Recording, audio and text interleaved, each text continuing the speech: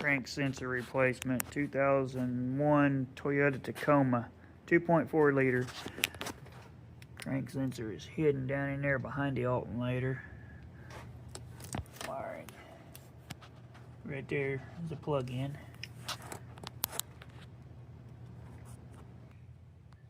Top adjustment bolt is 12 millimeter. The adjustment bolt's also 12 millimeter.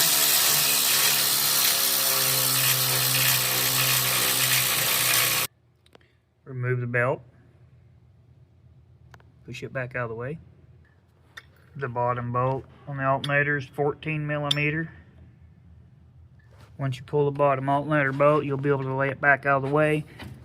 And then has 3 bolts, a 12 millimeter coming through from the front, and then 2 14s from the side to remove.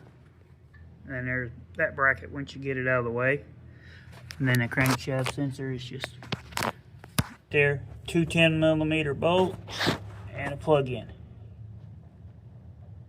When you're pulling this, there's a little keeper or a little clip right there to pick up when you're sliding this off the bracket to get it out also. Slide the new sensor back in, 2 10 millimeter bolts.